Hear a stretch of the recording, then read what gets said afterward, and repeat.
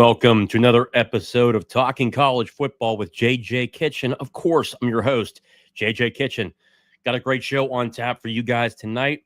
Obviously, we'll be talking about the Pitt football scrimmage, the second one of the spring camp. This one went the offense's way. We'll talk about certain players that have really made themselves known. Obviously, some guys that are not been playing due to injuries, but also being very just conservative with those players because we need them in the fall, not the spring. Also, a number of different aspects in terms of players stepping up. We'll go over players stepping up tonight. And the topic of NIL, Chancellor Joan Gable, and athletic director at Pitt, Alan Green, potentially taking things to another level for Pitt to make sure they compete at the highest level. We'll go into that. And obviously, we will always have the Q&A with each and every one of you in the comment section. If you can imagine down below, the super chat button is down below. If you want your question to the top and first in line, make sure you hit the super chat button down below and make a small donation to the podcast. As you can imagine, the show is always sponsored by Colonial Beer, located at 4986 Library Road in Bethel Park, PA, 15102. Very cool as always. The Hail to Pick can, icy light. Cool design as always. Colonial Beer has that there. But also they have plenty of different selections when it comes to your heavier lagers, your lighter lagers. You guys have certainly seen me post the pictures online with the amount of selections they have. A small business, anytime you help a small business, that's great.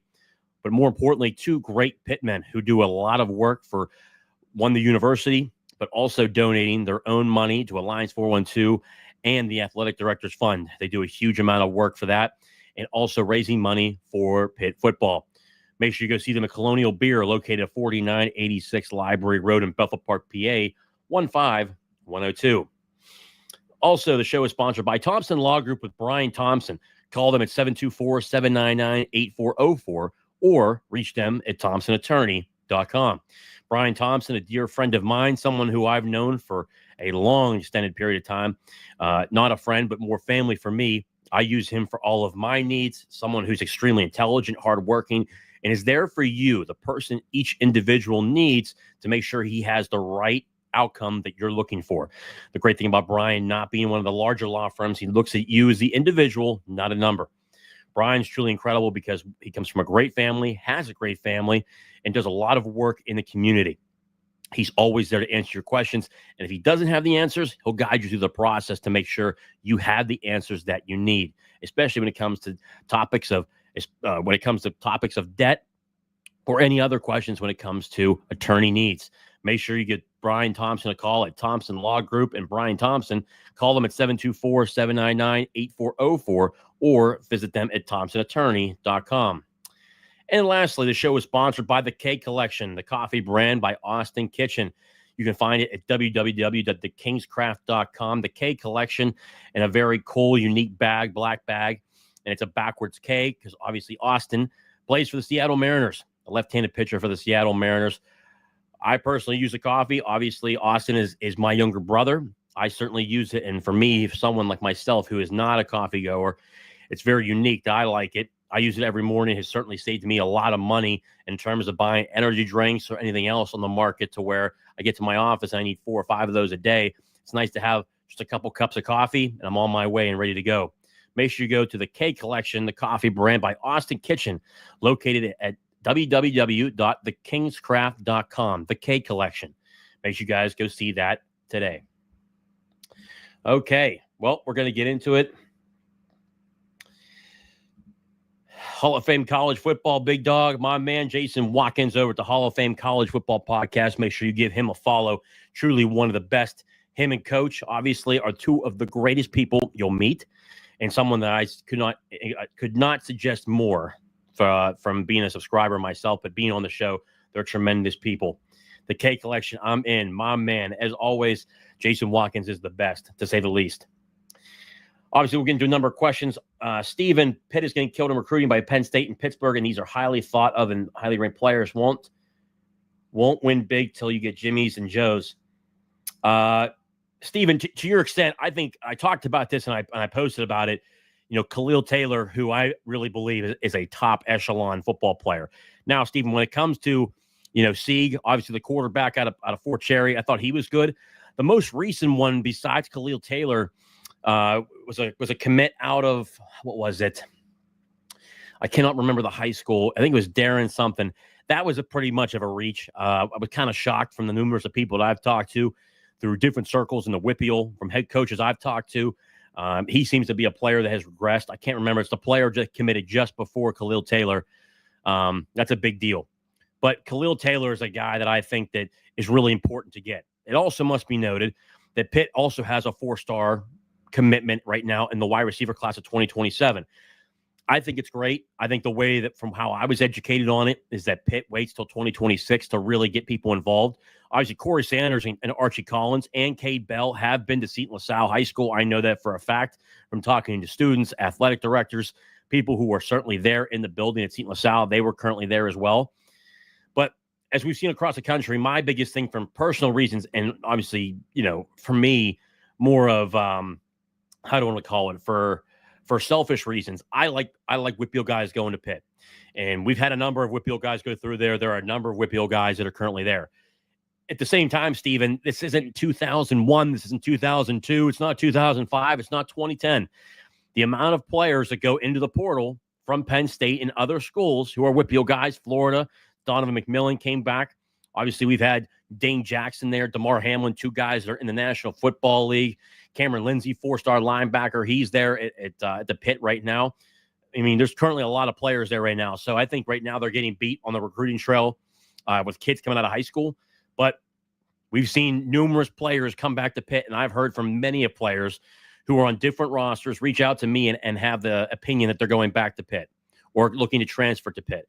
So if this was 2005 or 2010, I'd say this is a pretty big deal and massive loss. But with a player that's not there till 2027, I just don't see it as big of a loss as what people think. The WPIAL is not full of players like it used to be, but these players, Pitt has to land. Khalil Taylor, a couple other guys that Penn State got. Again, those are reaches. I'm not sure those guys will even end up on the recruiting roster when it's all said and done in 2027, but we'll see. Got to tell you, folks, it's becoming real clear, and you should be, that just because you don't have all the stars don't mean you don't have all the goods. Too many good players in the country. Exactly. There's so many, and Pitt's done a really good job of having inroads with Michigan, Georgia. Georgia's been huge for Pitt recently, and obviously Florida. Florida's been a massive factor. Northern Florida and South Florida, which is a breeding ground for tremendous talent. Pitt's done a really good job there. Texas has been a really good breeding ground for Pitt right now. We've got some players on the roster from Texas. That continues to be an open mindset. The same thing goes for California. I mean, at the end of the day, I think obviously Penn State's had a number of good years. Last year was probably one of the better years they've had in a long time, but there's still ways for them to get better. And I think that they're going to get as much talent as they want. James Franklin's still the coach there. And I think that there's a lot of pressure under James Franklin as you look at the teams last year in the college football playoff. Penn State certainly had the easiest way to go. SMU having to travel up in the cold to Penn State. That was a little bit of a shock to Kevin Jennings. I think he'll bounce back this year. But you look overall, the route that Penn State had to take to get to the national championship was the easiest of any team, and they blew it. I think that becomes a notion too many times. It doesn't mean they didn't have a great year, but James Franklin, with how much money they're spending, especially this year, if they don't make a great playoff run this year or a national championship, you got to start questioning, what is Penn State? And I think that's a huge question mark around them. Let's see here. Going through the comments here. WRW Pitt, smash the like button and subscribe. Join Alliance 412. WRW Pitt, great comment as always. In the comment section, as always. Again, if you're in the comment section, hit the super chat button down below and get your comment to the top. I like to try to go through as many comments as possible. We'll have a good discussion here about the scrimmage. I usually don't see every comment. If you use the super chat button, I'll be able to see it.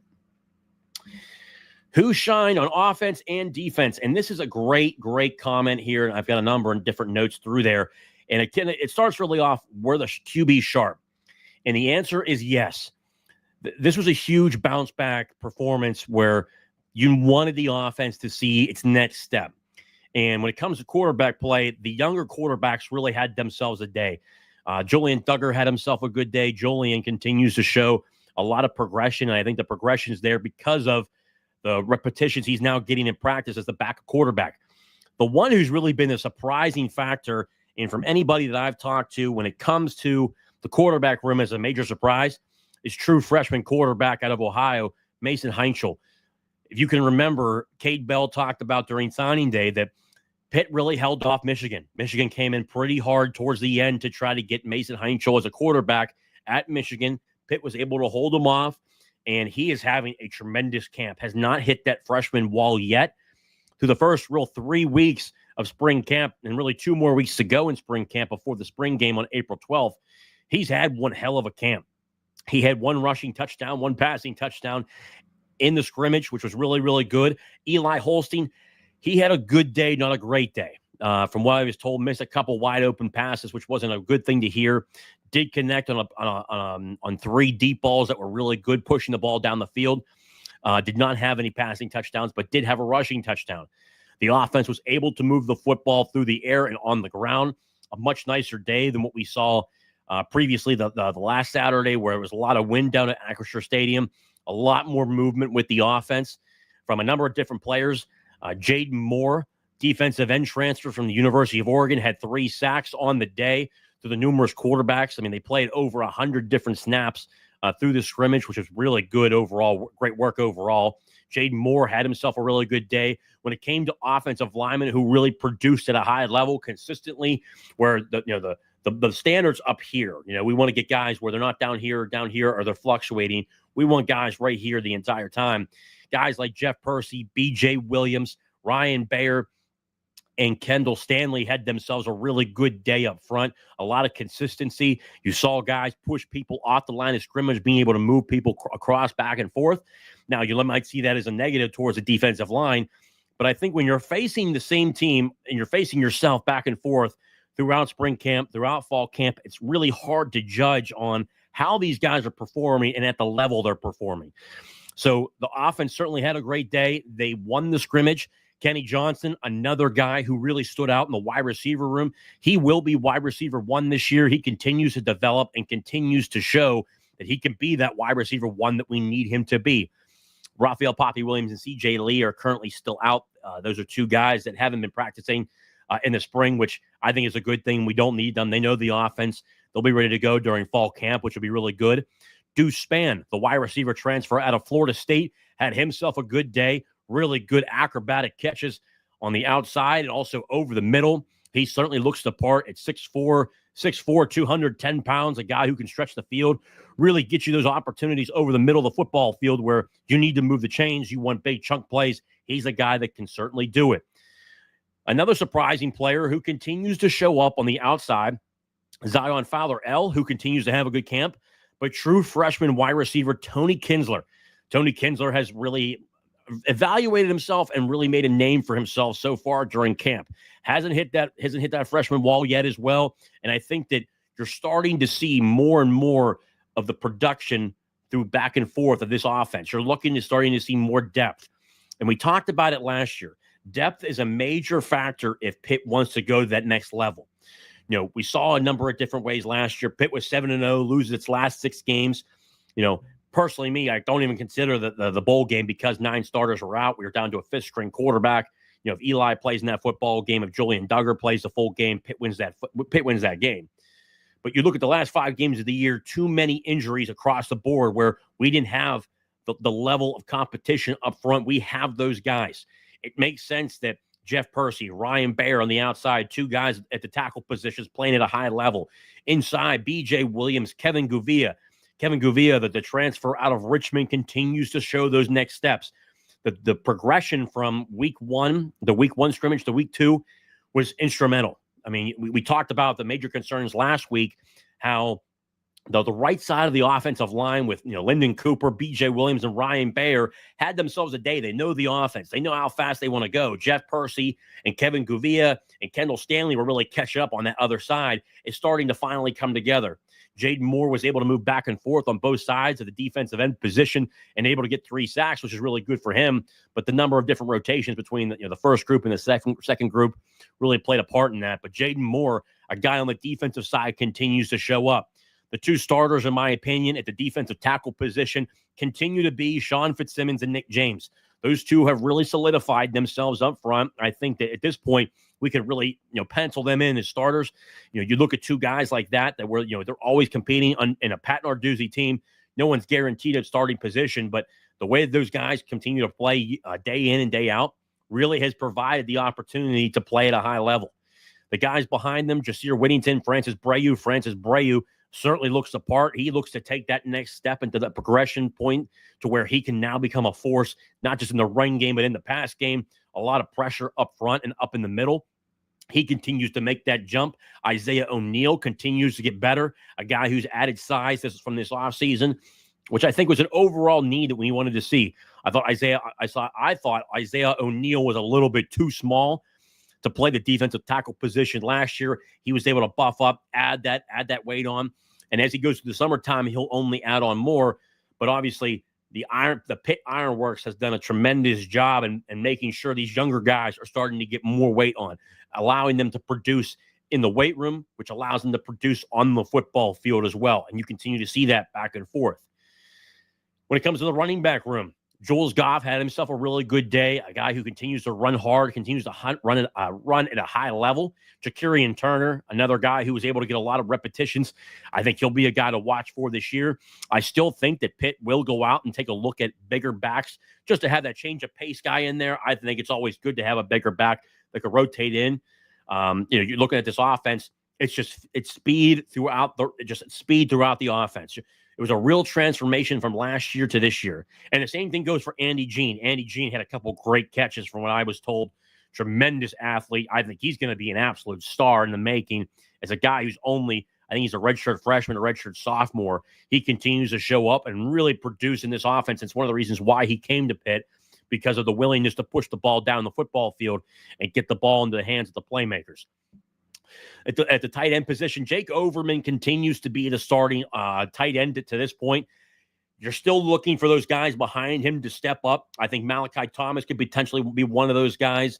I think Jake Rendick could potentially be one of those guys. You want to see more consistency out of those 2 players. Max Hunt, the true freshman tight end, he continues to be a valuable weapon over the middle. He's still going through a number of different progressions in development with the tight end group. He continues to get better, but he's a true freshman at this point. You want to see that tight end room continue to get better. Personally, I think that Pitt still needs to go out and find a guy that can really replicate what Jake Overman's doing in a progressionary standpoint, where, God forbid, something happens where Jake Overman's out of game, or we want to run 12 personnel. We have 2 tight ends in the game to create mismatches on the inside and outside. If we're running trip sets, if we're moving everything to the sideline, being able to create more opportunity to where we're stretching the defense out, having an opportunity to run up the middle, or that one-on-one opportunity, almost like the Steelers when they put Darnell Washington on the outside against a cornerback. You're able to have that guy out there, create a mismatch, throw it up to him, especially in the end zone, and then in the red zone. You still want to be able to see those as well. When it comes to the defensive back room, a guy that, look, guys, Archie Collins and Corey Sanders, I no longer will ever question who they're recruiting in the defensive back room, because they continue to hit the right guys. They continue to hit on the right guys. And the guy that hit on this time, defensive back, D2 All-American, Rashawn Murray. Rashawn Murray is going to be a guy who competes for a starting position. He continues to learn the defense at a fast rate. He made a lot of great plays over the duration of the game in the spring scrimmage. David Bruton, linebacker, he had a turnover in this game. He was able to really produce at a high level. But the defensive backs room, I can't tell you enough on the amount of guys they have in that room. Rashawn Murray, Taman Lynham, Rashad Battle, who's not been practicing, going through making sure he's getting healthy. He'll be there as well. Shadarian Harrison continues to step up and play at a high level. On the back end, we always know about Cruz Brookins. He continues to play well. Cruz Brookins and Javon McIntyre, the 2 starters there. but a guy who has now really taken that step from week 1 to week 2, hasn't hit the freshman wall. True freshman Josh Gurrier. Okay, you want to see, he's done a really good job of stepping up so far. And all this is said, you're seeing guys progress in a way you want them to, but they're still facing each other. They're still facing the offense they've faced how many times? The offense is still facing the defense they faced how many times? You guys probably saw this week, Syracuse and Colorado were declined a spring game where they had spring practices and then a spring game against each other. It just hurts college football. I think that a lot of fans, especially Pitt fans, would love to see a scrimmage where you have Pitt face another team that's in the area, a Robert Morris, if you had them, a St. Francis who would come down that's close by. If you wanted to go a power 4, power 5 team is whatever you want to call it. I guess you could, potentially, sign something up, I guess, with Penn State down the road. Obviously, I don't think they'd ever do that. Heck, they got their own problems, to say the least. But I think there's a number of teams in the area. You could bring down UConn. You could work with them.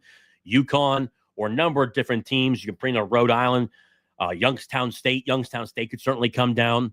There's a number of different teams you could certainly work with to create a great practice, but a great spring game as well, where it creates a lot of good vibes and a lot of great tape where the coaches know what they're looking for, able to produce guys who have done a great job during camp. How do they really provide opportunities in the game? I think that those will become really good opportunities. It won't happen this year, but from what my understanding is from people that I talk to, close to the athletic department, it sounds like that'll be something that'll happen next year and going forward, because this is becoming more of a pro model instead of real college football. It's becoming more of a pro model, and you'll probably see those practices happen. Hell, high school has really done it. High school has scrimmages during the spring, during the fall, and then they also have scrimmages during the summertime as well. The same thing goes for the NFL. The NFL has the same exact thing. They have joint practices. I think this is another great step in the right direction to get the college football game into that realm, into that conversation.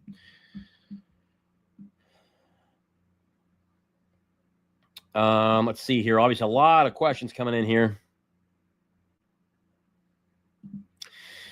My guy JJ has in-depth analysis from week to week. This dude is the best college football content creator in the business. End of story. My man, Jason, I appreciate you as always, brother. Cannot thank you enough.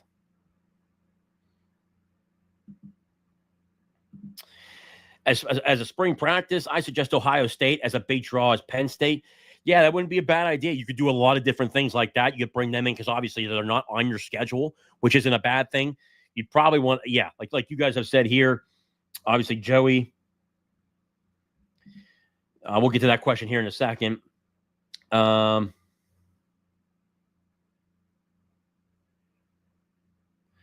see here. Question here. What do you think of Pitt playing Robert Morris or Youngstown State or teams like that for spring, or maybe Akron or Ohio? Yeah, I mean, WRW Pitt, I would love it. And obviously Akron would potentially be an opportunity as well. Joe Moorhead, the head football coach up there, a guy who has rooted for Pitt since he was a kid, obviously out of Greensburg, a guy who went to Central Catholic, tremendous individual. He would be a great guy to bring down here. Ohio would be a really good opportunity. I would agree with it. I personally think it'd be a great idea where you're giving the players an opportunity to face a team that's not their own, and a real opportunity to find out what you truly have, because the transfer portal opens up again in the middle of April. You want to know exactly, and I think it's actually April 14th it opens. You want to know where is the progression at? Where do we have our strengths at for this football team? Where are the weaknesses for this football team? I think that Pitt has done a good job over the years of being able to decipher which one is which, but it's better to face another team. It's better to face another team that's out there where you're able to kind of put players in a real position of opportunity to see how they react in a real game. Obviously, coaches would still be on the field. They'd still be at midfield or behind the play on offense. You could certainly control it that way. Quarterbacks would not be live. You see that during high school games, during the high school practices, college practices, they would not be live, but everybody else would be live as well, because you want to keep everyone healthy. That's the biggest thing. But you want to be able to see, where is my football team after 4 or 5 weeks of practices, 14 practices over the span of 4 weeks. Where is my football team? Where are they getting better at? Where do we still need improvement? And then when the transfer portal opens up, hey, These are the guys that we need to take a look at. These are the positions that we still have holes in. And then here are guys that are not on the 2 deep that need to go into the portal. I think we've seen that through a number of different schools where if they don't have guys that are on the 2 deep, the coaching staff is willing to help out those guys to find opportunities elsewhere. That will not change this year for Pitt. I think there will be guys that are not on the 2 deep, and Pitt staff will help them find another opportunity elsewhere. That's called good gamesmanship. That's called getting those players, the players you care about, an opportunity to go play somewhere else. And if they're not on the 2 deep, give them an opportunity to go somewhere else, and then pick and go in the portal and find another guy that can come in and potentially have an opportunity to compete. That's a really good thing overall for Pitt. So you're going to see a number of different changes from here and there. It's from a number of different aspects. You want to see who's performing and who's not. And that's why I think the spring game against another team would be a major valuable asset. Another question here from Joey Deli. I'm not surprised by Jade Moore doing well. I'm very excited for the future of our D tackle room with Bray and Winnington. I think both will be very good. Amen. And I think that you look at the defensive end room for it just specifically. I think you look at Jaden Moore, who continues to step up. Blaine Spires, who continues to step up. Joey Zielinski had a number of great plays. I was told he's another guy on the defensive end. Those 3 guys are here. Those 3 guys are playing well. You still have Jimmy Scott coming back, who's a returning starter. That's your 4th guy right there. Nate Temple and Maverick Gracio are 2 other guys on top of that. So you've really got 6 guys, 5 to 6 guys who can really rotate in and figure out who makes the most sense there. In my personal opinion, if there's a defensive end out there that you think that can make a promising addition to this defensive end room, I think you go out and add it. The defensive tackle room I'm very comfortable with is just like you're saying here as well. Francis Brayu and Jasir Whittington. Those are 2 guys who are going to be major factors into the future. We've seen Francis Brayu from last year. He will make another big step this year. Sean Fitzsimmons and Nick James will lead that group, the 2 starting defensive tackles. Francis Brayu and Jasir Whittington right there as well as your 3-4 guy. And then Isaiah O'Neal, a guy who can be that 5th guy that's in there. And Ty Uhas, who's been playing at defensive tackle. He can be at number 6. So I think you continue to watch that. Jesse Anderson, the true freshman defensive end, he's going to be a guy that I think from anybody you talk to, they say he's going to be a special football player. Not sure how much time he'll get this year. He wants more development, more training in the system, understanding what the defense is trying to do. But he's a guy that I think if he learns the defense, he can get a real good opportunity to play this year, but probably not in the beginning of the year, probably towards the middle stretch of the year, towards the end of the year. Let's see here. How is the kicking game looking? Jason Byrie. So far, so good. It's not, I think, from what I was understanding, from what I saw, we've got another guy that's in there that has a really big leg, which is really, really good. The thing you want to see now is accuracy. From my understanding, it hasn't been as accurate as you want it to be, but I think that kind of stuff can be homed in. It's only spring. I expect him to where you're able to have a guy in there where he's just crushing balls. I mean, literally just hitting them from 56, 57, 58 yards, a lot like Ben Sauls. But now what we want to work on is the consistency and also making sure those kicks go in. So out of 10 kicks, he may be hitting 6 or 7 right now. We want it to be in that 8 to 9 range. That's where you want it to be. More consistency. And I think he's going to get there, to be quite honest with you. Did you see Jeremiah Marshall is fighting for that Mike linebacker starting position? I think that's a very interesting. We got so many young players that have potential to be really good. Joey, I agree. In the inside position there, I still think right now the starting crew in that middle is going to be Rasheem Biles, Braylon Lovelace, and Kyle Lewis. Obviously, you can imagine that's a great starting 3 right there. Jeremiah Marcelin, a guy, yes, I've heard as well. He's had another good scrimmage. He's done a really good job. He's certainly competing for it. So he'll be a guy that can rotate in there. Cameron Lindsay, the 4-star linebacker out of Aliquippa, redshirt freshman. He'll be in the rotation as well. He's currently there. So you really have 5, potentially even 6 guys, a couple other younger guys rotating in there as well. It's good to see. To your point here, it's great to see. Pitt has really changed that linebacker room. David Bruton, another guy to watch out for in that group as well. He continues to step up, and you love to see the young guys step in there as well. But you're watching this linebacker room take its next step. And again, I heard many times throughout the last couple of years, people calling for, Ryan Manilak's job, and he's not doing well. He's not doing this. Well, He's going to have a number of draft picks. He's already done a really good job with that. He's going to have a number of draft picks here. I think Jeremiah Morrison can be a guy, can be a potential draft pick down the road.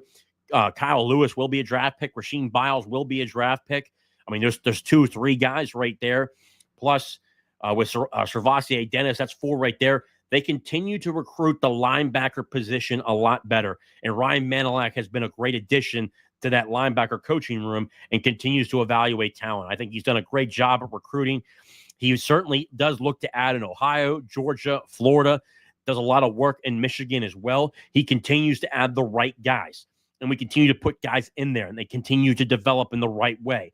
If that defense can start off where you want it to, where the defensive ends and the defensive tackles are playing at a high level, you saw last year in the beginning of the year, Pitt's defensive line in the beginning of the year, I thought actually played pretty decent against West Virginia, against Penn State, obviously. But when you watch against the Cincinnati game, late in the West Virginia game, later on during the duration of the year, too many rushing yards, not enough people being able to stack the box and really make a lot of plays. You want to see Pitt's defensive line work as a cohesion and really stop the run, make it a one-dimensional football team like they have in the past. I think that this team could potentially do it. Again, they're facing each other. We're being critical of different things right now. Myself, I'm being critical of other aspects of how they perform and how they play. We'll find out what they do, what the last week of August when they face Duquesne, the Duquesne Dukes in the city game at Acrisure Stadium, which will be, to be honest with you, that'll be a really packed game. Usually at the beginning of the year when you have like a Rhode Island come in or a Youngstown State, we have about, like 40 to 45,000. I think there's probably going to be like 50, 55,000 for that opening game because there's so much on the city game. Duquesne Dukes fans, the Duquesne Duke fans, obviously, they have a stadium that holds like, 3,000 or 4,000 people. This is a really great opportunity to watch their Duquesne team play in Acrisure Stadium. They'll certainly be psyched up for that game. Mickey Jacobs, associate head football coach and defensive coordinator over at Duquesne. He was a former analyst here at University of Pittsburgh. He's a tremendous football coach, a tremendous recruiter. He's done a really good job over at Duquesne. He'll be back in Acrisure Stadium. It'll be a fun game to say the least, and there'll be a lot of energy there for that week 1. And I think which is really good for Pitt because it gets them an opportunity to get against an actual quality opponent to where it's not just a run over or a team, it's not a team that you can just run right over like a Austin P or a Youngstown State or something like that. You're able to get some type of validity out of that game to prepare for game 2 against Central Michigan, and then you go on the road week 3 in Morgantown to face the West Virginia Mountaineers. So we'll see. I like the idea of joint practicing and then playing a controlled scrimmage at the end of the week like they do in the NFL. Lots of reasons it would work. Jason, I completely agree. You can actually get a lot more out of it. A controlled scrimmage, coaches on the field. You're not going to hit the quarterback. The quarterback will always have the red jersey on. You don't touch him. You stay away from him. It's a lot like the joint practice that you see in the NFL during the fall camp and the fall season.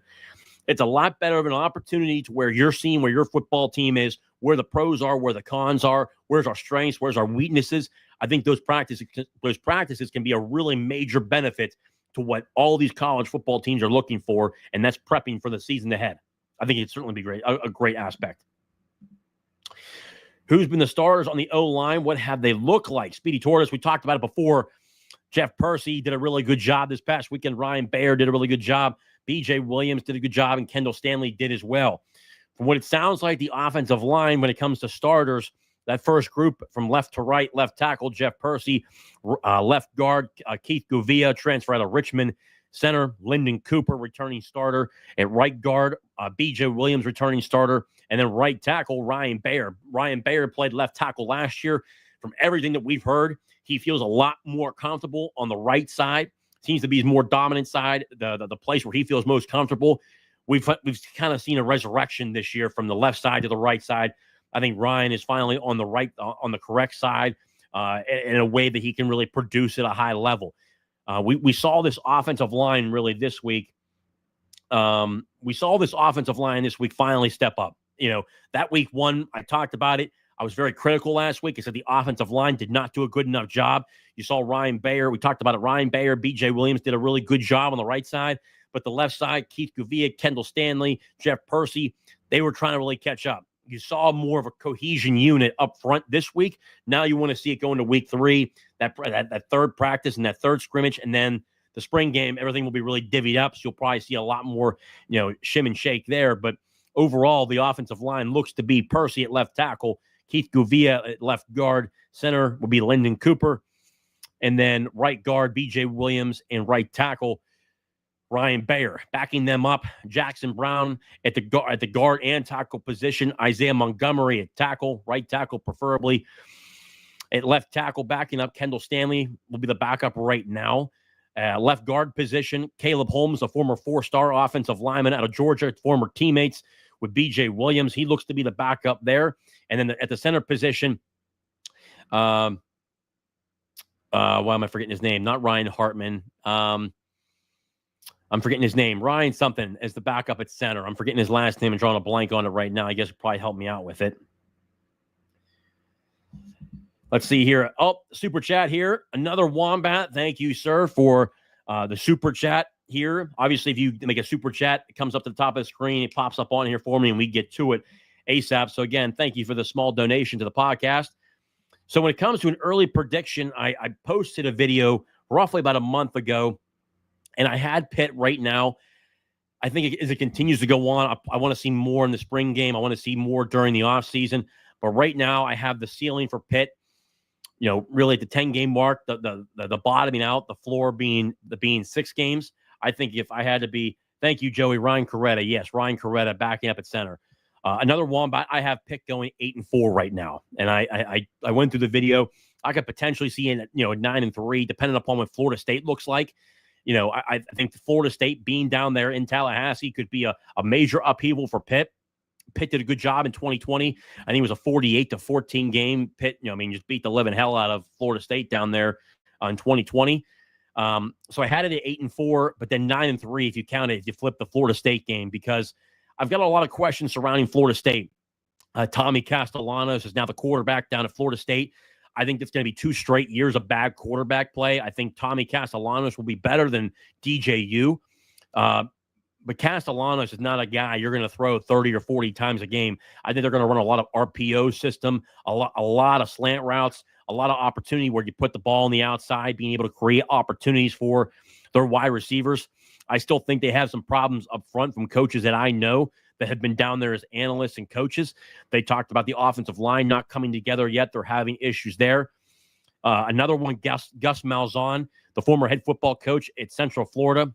He resigned from UCF, now the offensive coordinator at Florida State.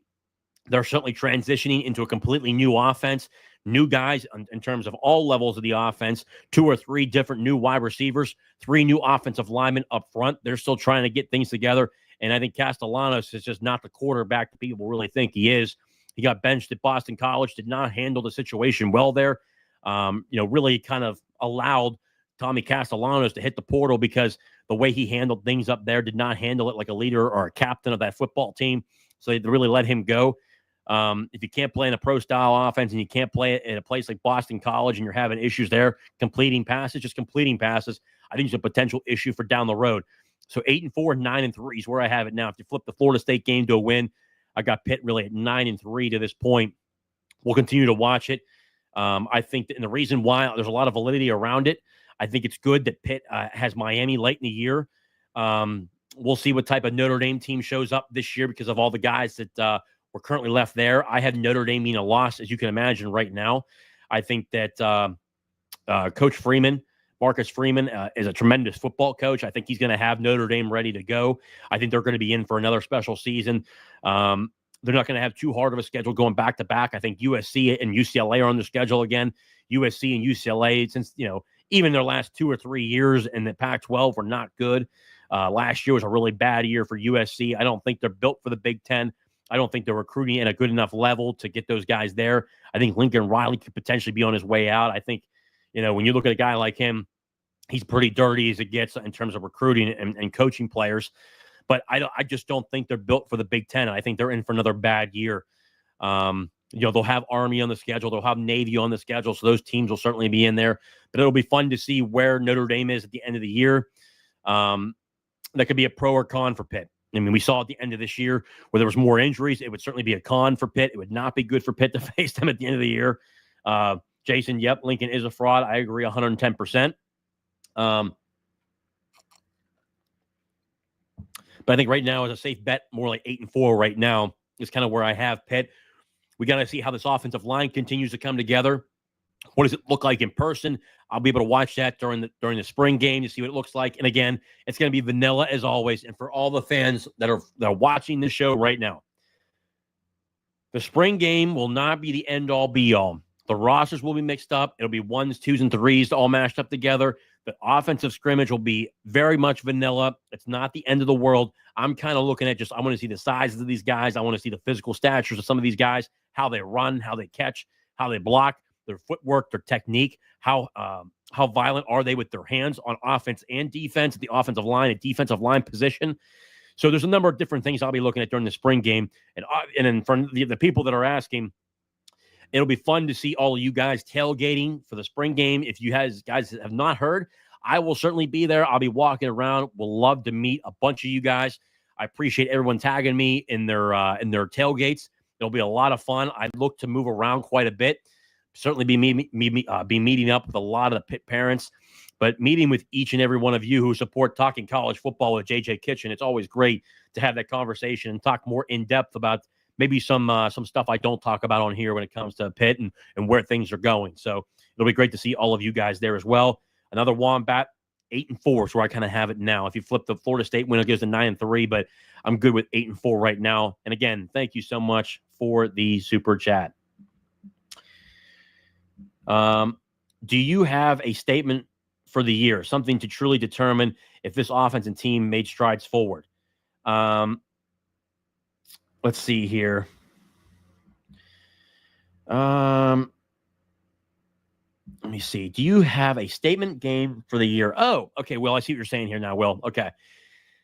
So it really all depends, and I think that to say there's something truly to determine if this offense and team made strides forward. So for me, that game comes early on. And here's what I say by that. West Virginia is going through a number of different changes from people that I've talked to, and I've got some people in the athletic department and from people who are very close to the football program. They're going through a major change down there right now. And I think there's a lot of I think they're putting too much pressure on Rich Rodriguez. I think this first year under Rich is going to be a little bit rough. It's going to be a rough one for them. There's just the roster. They brought in 59 new players from the portal. I expect that to rise up to at least 65, 70 players. I don't think people realize how much of a turnover that is and what that really means early on in the season. But you're going to find out, and how I see it is, did this offense really take that next step? It's going to be on the road in Morgantown. And I think that the Backyard Brawl is a great game that will tell us how this team is performing, because both of those teams know how important that game is. West Virginia is going to be they're going to be practicing so hard for that game because that is their revival game for Rich Rodriguez. Rich Rodriguez and Pat McAfee have talked about for the last 20 plus years. They've been staying up every night. They have trouble sleeping because of the 13-9 game. The game on 9/13, which is pretty crazy, 13-9, 9/13, September 13th, is going to be the measuring stick for me. Because West Virginia will be ready to go for that game. They'll have a lot of guys rotating in. To this day, I certainly still have Pitt as the better football team by a long shot. I mean, I think there's a lot of things they're working on down at Morgantown that, look, when you try to build a roster through the portal and you're not Alabama, you're not Georgia, you're not Tennessee, you're not Ohio State, you're not Michigan, it's hard to do that. It's hard to get enough talent. And they've done it with certain guys I don't think should probably be playing at this level. And I thought they've lost a number of different guys. C.J. Donaldson going to Ohio State. That was a major loss. A number of different guys leaving from the portal. I think there's a real potential. Day Farmer, who I thought was going to be really good down there. Day Farmer went to UCF. I think they're going to need a year or two to really adjust to what Rich is trying to run. And even then, I don't know how it's going to go because of how he coaches. We'll see if it goes the way it goes. If history has taught us anything, 2.0 of coaches returning back home do not go well. And I think Pitt fans can agree with me on the 2.0 of Johnny Majors. We never want to see that shit ever happen again. But for me, the game that really shows what has Pitt really done, Has Eli Holstein progressed from last year? Has Cade Bell progressed from last year? Has the offensive line become one cohesive unit? Are they able to run the football? Are they able to be consistent in the passing game, not just halfway through the third and into the fourth quarter, not just in the first 2 quarters of the game? What does the offense look like on the outside? Are the wide receivers creating separation? Are they able to create a separation where they're making really good open catches? Are they always contested catches? The defensive line. I want to know how the defense looks with a new offensive line and a new system from West Virginia. I want to see how this defensive line produces at a high level. Do they stop the run? Are they turning West Virginia into a one-dimensional football team? That's where I'm going to start to see it. I think that the first game that we look at, Will, to say, hey, is this football team going to be able to go the distance? And that's West Virginia. And Pitt, after West Virginia, Pitt goes on a bye week, and then they have Louisville. And Miller Moss, quarterback transfer from USC, I think he did a good job leaving USC. I think that Lincoln Riley, again, a sinking ship. Jeff Brom, the head football coach at Louisville, is a quarterback whisperer. He continues to develop quarterbacks at a high level. I continually think that that'll be a game to watch for, but that's the next game. The first game for me is West Virginia. That'll be a high-stakes game. It'll be on the road. What does this football team look like? And when it comes to winning, is this team ready to go the distance and really provide an opportunity to go to a high level and produce? And guess what? It starts with the players. The players got to want it. The players got to play at a high level the entire time and not have these off games or these off days. They got to get after it. They got to bust their ass in these games. But also, Pat Narduzzi needs to do a better job this year. Cade Bell needs to do a better job this year. Randy Bates needs to do a better job this year. I think that Corey Sanders and Archie Collins continue to be tremendous football coaches. They continue to develop and really institute a great way of keeping those guys available, continually developing guys in the safety position and the cornerback position. Ryan Manilak continues to be at a high level. You want to see Tim Dowse take that next step with the defensive line. You want to see Randy Bates take that next step. Then also, too, Lindsey Lamar. You want to see the running back coach take that next step with Desmond Reed, Jules Goff, and Boozy Turner, Shakarian Turner. You want to see those guys take off. I want to see J.J. Laster take that next step with this wide receiver crew that they have recruited. Blue Hicks, the wide receiver transfer out of Louisville. What's he look like? Andy Jean, wide receiver transfer out of Florida, former 4-star. What's he look like? He continues to get better, but we'll see him against that first team.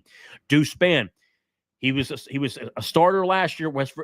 A starter last year at Florida State, got hurt out the year. He didn't play. This is his opportunity to take that step. What's he look like? What's that relationship like with J.J. Laster? And last but not least, Kenny Johnson. Get the ball to Kenny Johnson on the outside. I think he can potentially be a superstar this year where he has a big year and he heads off to the National Football League. That's how great of a season I think he can have. But we're going to see how those guys develop with J.J. Laster. And where's the leadership group? Who are the leaders on this football team? Who are those guys that step up and say, enough's enough. We're changing the tide. We're busting our asses to win these games. And the goal for Pitt this year to be elite, in my opinion, is 10 wins. They have the talent. The guys are there. It's a second year in this offense. It's not a first-year offense. The guys are there. It's time to coach them up and play at a high level. Anything less than that is a failure of a season, in my opinion. It's time to find out what these guys can do and where they're going. And if you don't get to that point and you have another 7-win season or you have an 8-win season, even with the bowl game, even 8-5, God forbid they're 7-5, they get the bowl game win at 8-5. That's an opportunity for me to say, we need to talk about having another way out, or 7-6 again. We got to go another direction. So I can tell you this: the coaching staff certainly feels the pressure.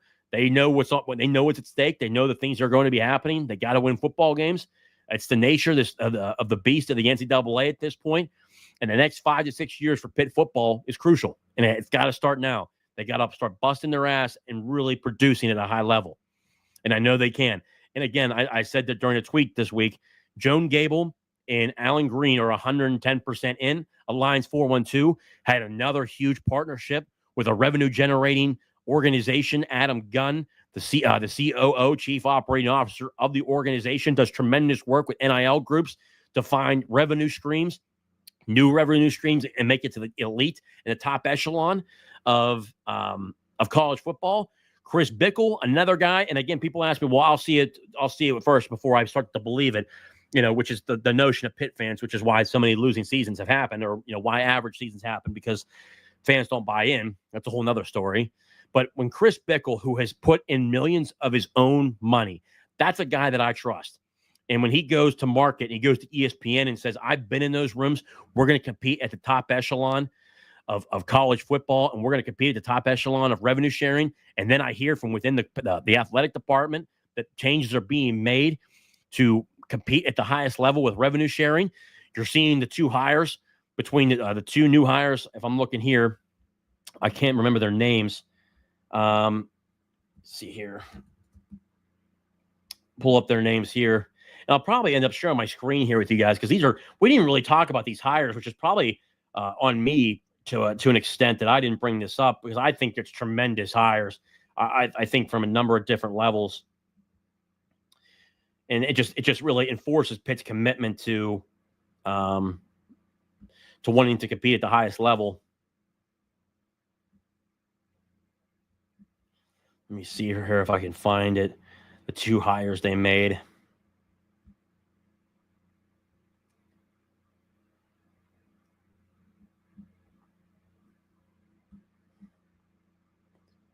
Dang it. I'm trying to find it here.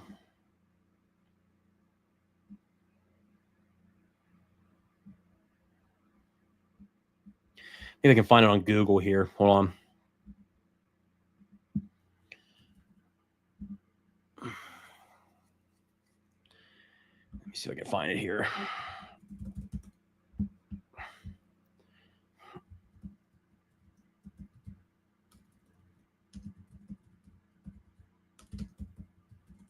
Let me see here. It's in here somewhere.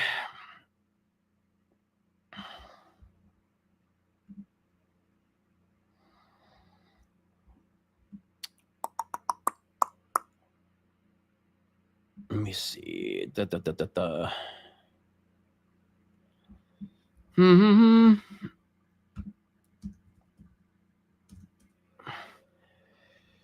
Here we go. Leadership appointments.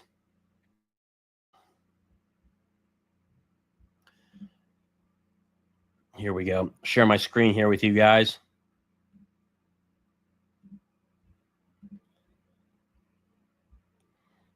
This is probably a good thing, because I didn't talk about this before, but I can't tell you guys enough how much of a important hires these are.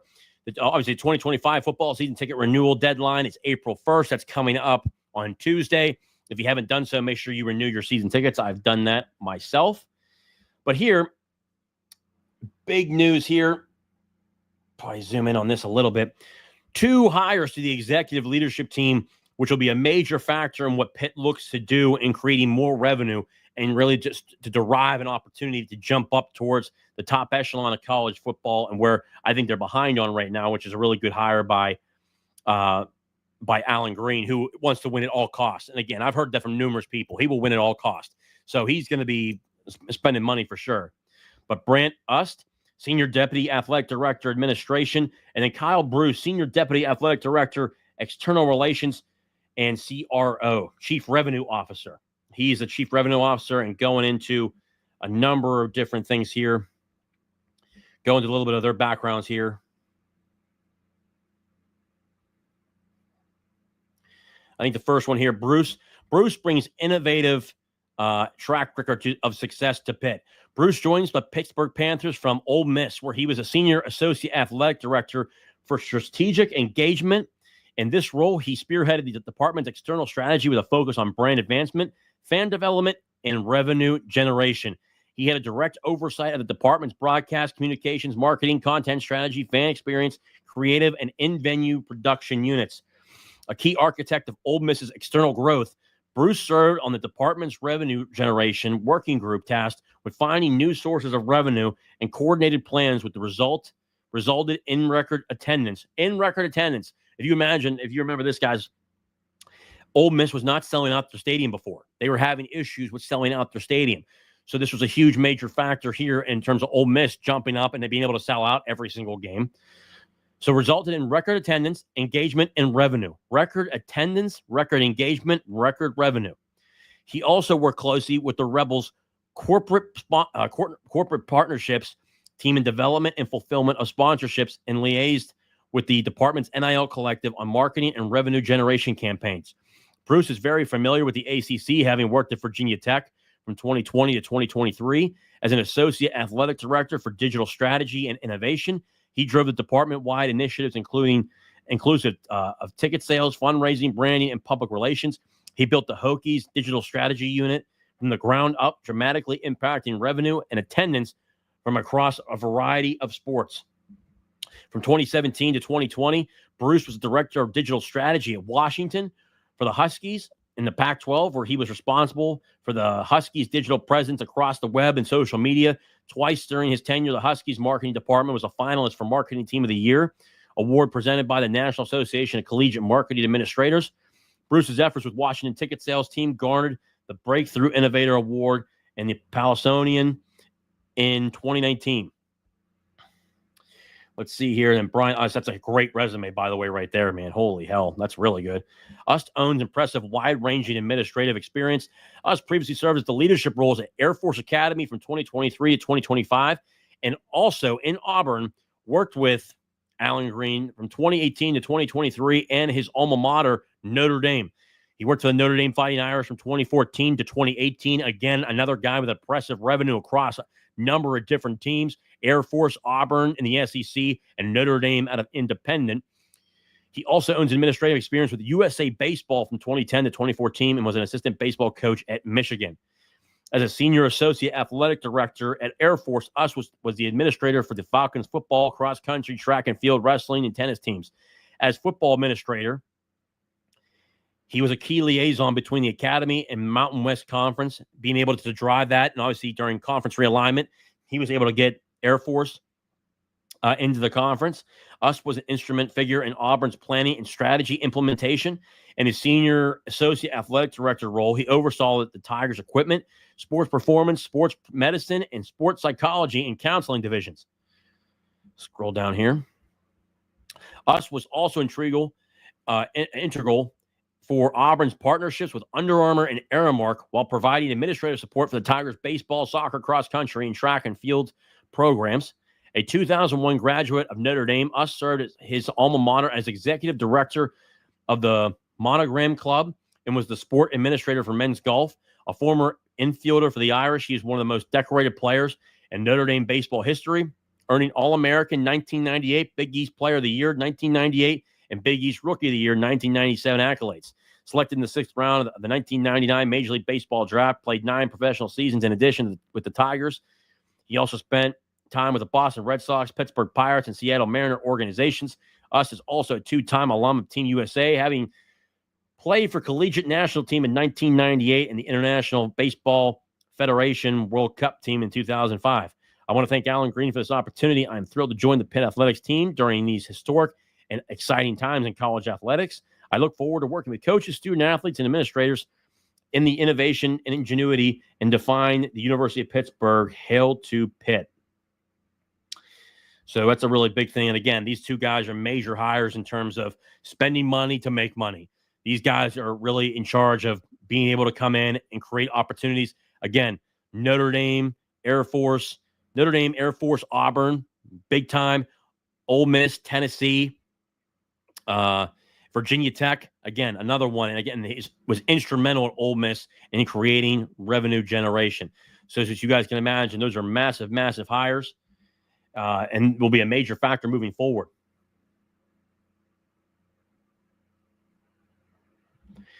So sounds like you're expecting a step or two forward offensively for Pitt and Narduzzi if you're going to continue with the staff. Exactly. And that's kind of what I see at this point.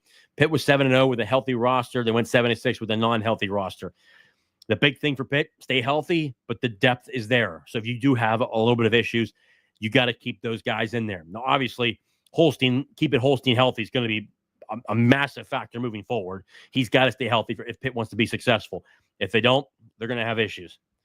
Is there a GM? There's an outside GM with Alliance 412. Jason, I don't know if you know, but he's a Pitt man and a former general manager of the Buffalo Bills, Doug Whaley. Tremendous Pitt man, an incredible individual. He's done a really good job of evaluating talent, looking at people from a number of different aspects of who to pay, who not to pay. he's really the general manager for Pitt football from the Alliance 412 standpoint. Personally, me, if I was Pitt, I would bring him in-house from Alliance 412 to the University of Pittsburgh and work in-house. I've heard from a number of different guys that I think Pitt really needs an in-house GM. But right now, I think Doug Whaley's doing a hell of a job. And obviously, Doug Whaley, the executive vice president of the XFL with Dwayne Johnson, he's a part of that. He's the executive vice president there. And he's also a former general manager through numerous teams, but most notably the Buffalo Bills in his time period there. Not that's the NLBL, but what does Pitt need to do to be better to get these WPIAL top recruits? Before we get into it here. What's up, JJ? Tim Bales. What's up, JJ? Hoping for a ACC versus Big 12 national championship game this week. Me and you both, man. I think Duke's going to be in the national championship game. I wouldn't be shocked if Houston's in there as well. I think they're probably the better team out there as well. And I think Duke's going to play a hell of a Duke absolutely just beat the living breaks off of Alabama, which is pretty funny coming from the Alabama coach, Nate Oates' comments early on, I want to say like 2 months ago. So it's pretty funny, but we could potentially be having an ACC versus Big 12 title game. That's for sure.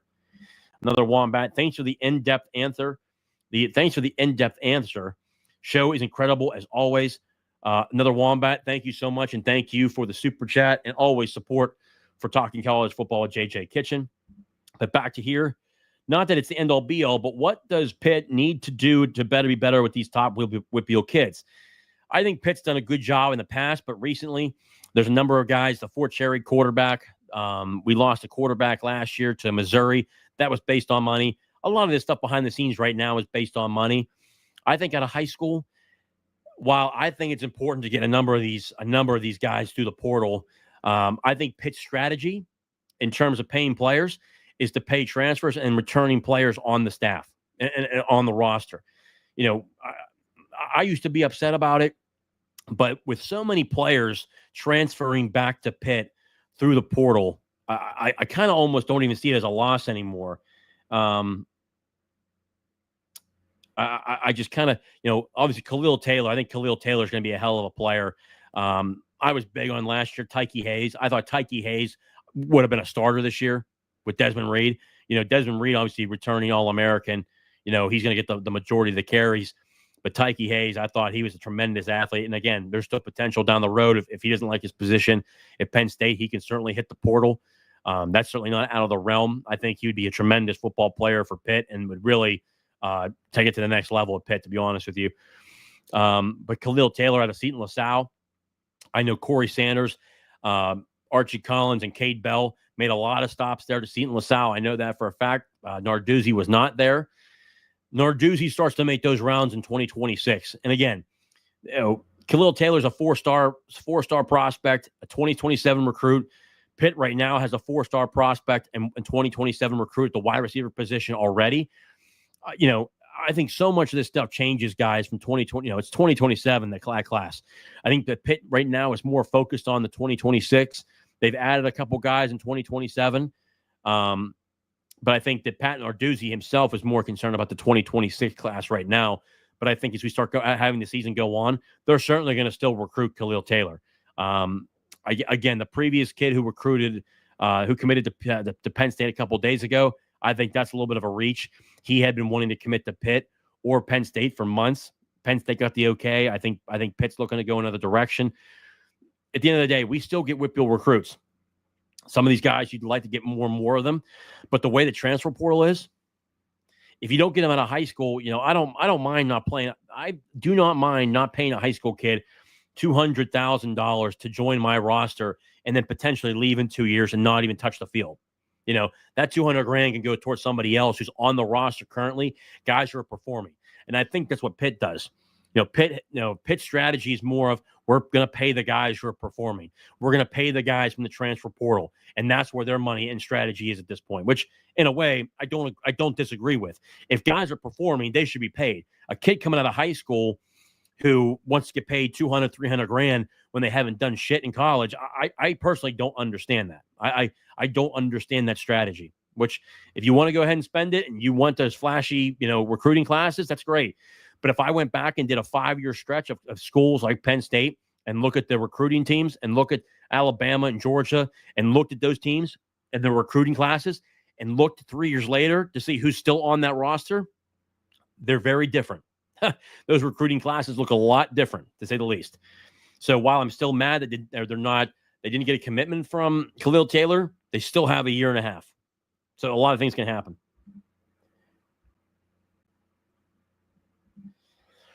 I mean, we are still recruiting Whitfield pretty well, and I would bet we get a few in the 2026 class. Joey, yes. I think Timmons, the cornerback Timmons out of Pine Richland, I think he commits to Pitt. I think Hoke out of North Allegheny, I think he commits to Pitt. And then there's a linebacker out of Peters Township. I think he also has a very strong candidate to commit to Pitt. I think those are three guys out of the Whitfield that will commit to Pitt, in my opinion. And they're tremendous football players. Two of them are 4 stars, one's a 3-star. I think just that there's a huge opportunity there. And I like those guys. I think you look at their tape, they got a lot of offers out there too. Yeah, if other colleges are willing to pay more high school guys more money, that's where they're going to go. But at the same time, I would rather pay the guys that are playing well on my roster right now. Just my opinion. An episode on former recruiting classes and where they are now would be awesome. Yeah, Speedy Torres. I actually may do a live show on that, or recorded show. That's actually a very good opinion and opportunity to do that. I appreciate that suggestion, Speedy Torres. Well, I don't see any more super chats here, guys. We're past the hour mark and another great show. Guys, again, cannot thank you guys enough for supporting Talking College Football with JJ Kitchen. It's been another great episode. Remember, hit the like button down below and subscribe to the channel. If you're over on X, I see both numbers between X and YouTube. Head over from X to YouTube, hit the like button, and subscribe to the show. Subscribe to Talking College Football with JJ Kitchen. And guys, share the show on Twitter, on Facebook, anywhere. Beyond appreciative. It adds more comments. If there's things that you guys want me to talk about, when I end the video here, go back to the comment section and write down in the comment section what you guys want to see. What did I hit on? What did I miss? Let me know. Jason, appreciate you as always, brother. Great show as always. Love you, brother. Love you too. Tell Coach I love him as well. Guys, as always, I cannot thank you enough for your support. And as always and forever, hail to Pitt and hail to the ACC. I'll see you next time.